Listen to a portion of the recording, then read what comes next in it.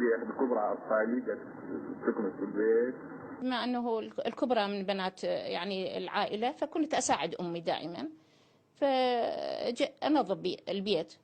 جيت لقيت إناء الشاي الاستكاني اللي إحنا نسميه ملتصق، مكسور وملتصق بأرضية الدار. فجبت المكناسة، العفو، يعني أريد أشيلها. كسرت زجاجة وقعت بعينها، مزقت العين، قطعتها قطعتها. أي نعم، فركتها هي أنبرا تراب إلى أن قطعت العين صارت الجسد. قطعها للعين ونزل قطعة كبيرة، يعني ما كانت قطعة صغيرة، يعني قطعة كبيرة رأسا شقت العين ونزلت على أرضية هذا. فأني ألم كان فظيع يعني إلى درجة بحيث ما حسيت، فحاولت يعني أفركها لعيني. ساهمت من فركت عيني، ساهمت بتقطيع الأجزاء الداخلية من العين.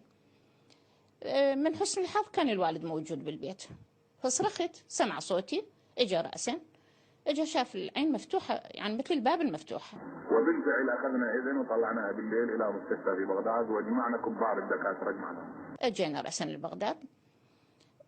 توجهنا إلى مستشفى دكتور وهرام أراتون، كان دكتور أرمني الجنسية، وكان المستشفى مالته مختصة بالعيون، وكان من كبار الدكاترة يعني اللي مختصة بالعيون. فمن فحص العيني هو ومجموعة من الدكاترة، يعني لجنة، قال للوالدي يعني العين مقطعة أجزاء وداخل التقطيع إلى الأجزاء الداخلية من عندها، بحيث قاضي على النظر تماما يعني. فإحنا من نريد صار نجري لها إشي، نجري لها مجرد عملية تجميلية فقط لخياطة الأجزاء الخارجية فقط، وأما بالنسبة للنظر يعني منتهي تماما يعني والدي قال له أنا ما أقدر أقتنع بهاي إجابتك، إذا هاي أخذها للخارج، أخذها لندن. ثم جينا أطلع للخارج، أوديها للخارج، قالوا ما في أي فائدة، أحدث الأجهزة موجودة عندنا. الخارج شو يسوي لك؟ عين قطعت، يقول عين قطعت.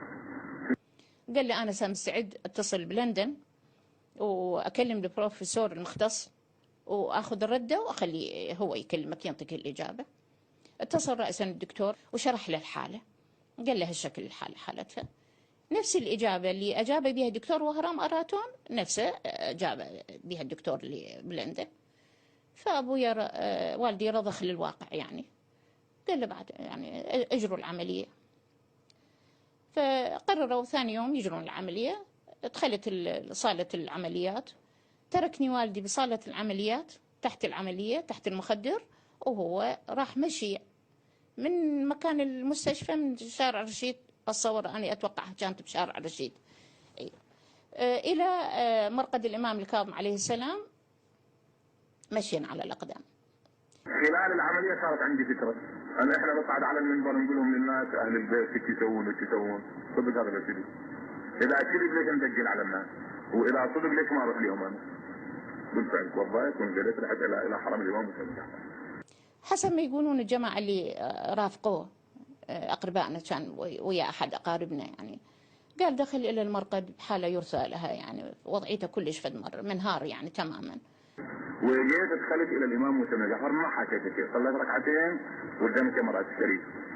قلت له انت بين امرين، انا سامع عنك مقرا بالحوادث وقاري بالكتب، بالكتب اكو شيء، بس كتب ما يهم يعني شيء كتب صدق لو كذا انا ما ادري بيه، لكن انت بين امرين، لو صدق لو خرافه، تثبت لي وجودك. والله العظيم بيدعي خاطبته. اجى المستشفى، انا كنت مكمله العمليه، مكملين العمليه مطلعيني تحت تاثير البنج بعدني. طبيت، وبعد 4 ايام بعد اسبوع كنت ما اتحرك الى ان يفتحون العين. بالفعل بعد اسبوع اجوا بنفسه ورا مريض يفتحها. كان والدي موجود والدكاتره وقسم كان الكادر الصحي اللي موجود بالمستشفى كلهم راهبات، اي يعني كلهم لابسين زي الراهبات، والممرضات والدكتورات ايضا كانوا واقفين. فاجى الدكتور فتح عيني وسد العين السليمة وسألني يعني من عن طريقة الملاطفة، يعني يريد مثلا يخفف يعني من الوقع. فقال لي ساحتي حتما تشوفين بعينك. قلت له ما أدري دكتور أنت شوف يعني شلون. فقال لي رفع أصبعه، قال لي هذا شنو؟ قلت له مثل قلم التباشير أشوفه. قال لي متأكدة؟ قلت له نعم. قال لي زين عينك السليمة مسدودة زين؟ قلت له أنت تأكد من عندها. فلزم ضبطها العين السليمة تماما حتى لا أشوف بها. رفع أصابع الثنين، قال لي هسه، قلت له صار 2. رفع احنا 5، قلت له صار 5. قام يصيح يعني مثل حالة الهستيريا صارت عنده. قال ما معقولة. فالتفت الوالدي سأله، قال له أنت وين كنت؟ وين تركتنا ورحت لهذا؟ قال له والله قصدت بيت من بيوت الله، بهالصيغة هذه تماما. قصدت بيت من بيوت الله التي لا يرد بها الدعاء. قال له يعني احكي لي بالتفصيل. قلت له متاكد انه صار شكل؟ قال لي متاكد الشكل. قلت له والله انا طرقت لي باب من ابواب الله، رحت الامام موسى الكاظم اذا انت تؤمن بهذا.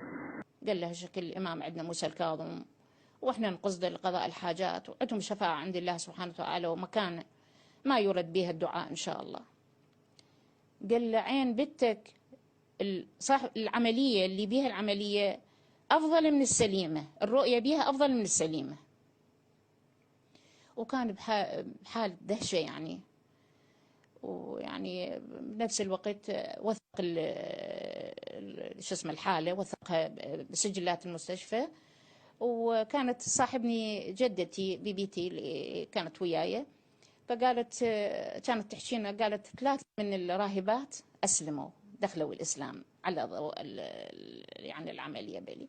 وكذلك الدكتور كان يعني اصبح من الموالين الى آل البيت، من بركات الأئمة إن شاء الله.